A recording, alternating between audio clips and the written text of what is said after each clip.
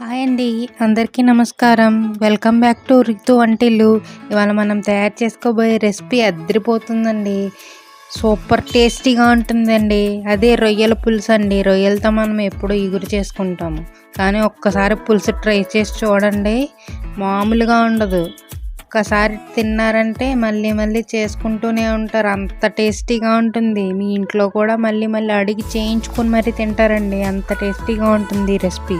ముందుగా ఈ రెసిపీకి 500 గ్రామ్స్ ప్రాన్స్ని తీసుకొని ఉప్పు, పసుపు, నిమ్మరసం వేసి 3-4 టైమ్స్ శుభ్రంగా వాష్ చేసి పెట్టుకోండి, లేకపోతే స్మెల్ వస్తుంది. తర్వాత మీడియం సైజు 2 ఆనియన్స్ని తీసుకోండి. అలాగే ఇందులో బెండకాయలు వేసుకుంటే సూపర్ టేస్ట్ ఉంటుందండి. ఒక 6-7 బెండకాయలు తీసుకోండి. అలాగే 3 పచ్చిమిర్చిని కూడా తీసుకోండి. తర్వాత లెమన్ సైజ్ అంత చింతపండుని తీసుకొని ఒకసారి వాష్ చేసుకొని నీటిలో నానబెట్టుకొని పక్కన పెట్టుకోండి. తర్వాత స్టవ్ ఆన్ చేసుకొని ఒక ప్యాన్ పెట్టుకోండి. దానిలో తగినంత ఆయిల్ని వేసుకోండి. ఈ ఆయిల్ ఎక్కువే పడుతుందండి ఈ కర్రీకి కొంచెం. తర్వాత ఈ ఆయిల్ వేడైన తర్వాత మనం కట్ చేసి పెట్టుకున్న ఆనియన్స్, పచ్చిమిర్చిని వేసుకొని అందులోనే కొంచెం కొత్తిమీరను కూడా వేసుకొని కలుపుకోవాలండి. మీకు నచ్చినట్లయితే నా ఛానల్ని సబ్స్క్రైబ్ చేసుకోండి. 2 మినిట్స్ తర్వాత మళ్ళీ ఆనియన్స్ని ఒకసారి కలుపుకొని అందులోనే కట్ చేసి పెట్టుకున్న బెండకాయ ముక్కల్ని, అందులోనే చిన్నగా టమాటా ముక్కలను కూడా కట్ చేసి వేసుకోండి, ఒక మీడియం సైజ్ టమాటాని. ఈ టమాటా వేయడం వల్ల కర్రీ మరింత సూపర్గా టేస్టీగా వస్తుందండి. ఒకసారి ఇవి బాగా కలుపుకొని మూత పెట్టుకొని ఒక 4-5 మినిట్స్ కుక్ చేసుకోండి మీడియం ఫ్లేమ్లో. 4 మినిట్స్ తర్వాత మూత తీసుకొని ఒకసారి కలుపుకొని మనం నీట్గా వాష్ చేసి పెట్టుకున్న ప్రాన్స్ను కూడా వేసుకొని బాగా కలుపుకోవాలండి. చూడండి, ఈ విధంగా బాగా కలుపుకోండి.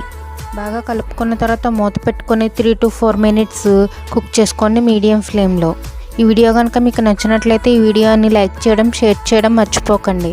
4 మినిట్స్ తర్వాత మూత తీసుకొని ఒకసారి కలుపుకొని అందులోనే ఒక 1/2 స్పూన్ పసుపు, తగినంత ఉప్పు, 3 స్పూన్స్ కారము వేసుకొని బాగా కలుపుకోవాలండి. కర్రీకి కొంచెం కారం ఎక్కువే పడుతుంది. తర్వాత అందులోనే 1 స్పూను జింజర్ గార్లిక్ పేస్ట్ కూడా వేసుకొని వీటన్నింటినీ బాగా కలుపుకోవాలండి. ఈ కర్రీని నేను మా మదర్ దగ్గర నేర్చుకున్నానండి. ఈ కర్రీ మా మదర్ చాలా టేస్టీగా సూపర్గా చేస్తారండి. చాలా బాగుంటుందండి. మీరు కూడా ఒక్కసారి ఈ కర్రీని ఇదే విధంగా తయారు చేసుకొని చూడండి, చాలా బాగుందంటారండి. ఇందులో మనం బెండకాయలు, టమాటా ముక్కలు వేసాం కదండి. బెండకాయలు వేయడం వల్ల ఈ కర్రీ మరింత టేస్టీగా ఉంటుందండి. ఆ పులుసులో ఉడికి బెండకాయలు సూపర్ టేస్టీగా ఉంటాయండి. చూడండి, ఈ విధంగా కలుపుకొని 4 మినిట్స్ మగ్గించుకోండి. 4 మినిట్స్ తర్వాత కొంచెం ఆయిల్ పైకి రావడం స్టార్ట్ అవుతుందండి. ఆ తర్వాత ఒకసారి మొత్తం అంతా బాగా కలుపుకొని ఒక గ్లాస్ వాటర్ వేసుకొని మూత పెట్టుకొని 5-6 మినిట్స్ కుక్ చేసుకోవాలండి మీడియం ఫ్లేమ్లో మూత పెట్టుకొని. ఇలా కుక్ చేసుకోవడం వల్ల ప్రాన్స్ తొందరగా కుక్ అవుతాయి. తర్వాత 5-6 మినిట్స్ తర్వాత ఒకసారి మూత ఓపెన్ చేసి చూడండి, వాటర్ అంతా ఎగిరిపోతాయండి. ఈ విధంగా వాటర్ అంతా ఎగిరిపోయిన తర్వాత మనం ముందుగా తీసి పెట్టుకున్న చింతపండు పులుసు ఉంది కదండి, ఆ పులుసును వేసుకొని ఒకసారి బాగా కలుపుకొని మూత పెట్టుకొని మీడియం ఫ్లేమ్లో ఒక 5-6 మినిట్స్ కుక్ చేసుకోండి. 2 మినిట్స్ తర్వాత ఒక్కసారి మూత తీసుకొని ఇందులోనే 1 స్పూన్ గరం మసాలా వేసుకోవాలండి. ఇది హోమ్మేడ్ గరం మసాలా పొడి అండి. ఈ గరం మసాలా పొడి వేసుకోవడం వల్ల సూపర్ టేస్టీగా ఉంటుందండి. వేసుకున్న తర్వాత ఒకసారి బాగా కలుపుకొని మళ్ళీ మూత పెట్టుకొని ఒక 3-4 మినిట్స్ కుక్ చేసుకోండి. 4 మినిట్స్ తర్వాత ఈ విధంగా ఆయిల్ పైకి తేలడం స్టార్ట్ అవుతుంది. దీన్ని ఒకసారి కలుపుకొని కొంచెం పులుసు చిక్కగా అయ్యేంత వరకు ఉంచుకొని స్టవ్ ఆఫ్ చేసుకోండి. అంతే, ఎంతో టేస్టీగా ఉండే ఎమ్మీగా ఉండే రొయ్యల పులుసు రెడీ అండి. అందులోనే కొంచెం కొత్తిమీరను కూడా వేసుకోండి లాస్ట్లో. సూపర్గా ఉంటుందండి టేస్ట్ అయితే.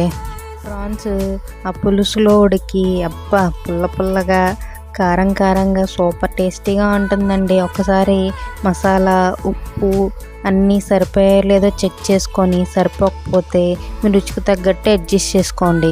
అంతే, ఎంతో టేస్టీగా ఉండే ఎమ్మీగా ఉండే రొయ్యల పులుసు రెడీ అండి. ఈ రొయ్యల పులుసు బిర్యానీలోకి కానీ రైస్లోకి కానీ సూపర్గా ఉంటుందండి. ఒక్కసారి మీరు కూడా ట్రై చేసుకొని తినండి, సూపర్గా ఉంటుందంటారు. ఈ వీడియో కనుక మీకు నచ్చినట్లయితే నా ఛానల్ సబ్స్క్రైబ్ చేసుకోండి. అలాగే లైక్ చేయడం, షేర్ చేయడం మర్చిపోకండి. మీ విలువైన కామెంట్స్ని తెలియచేయండి. మళ్ళీ నెక్స్ట్ వీడియోలో కలుసుకుందామండి. Thanks for watching.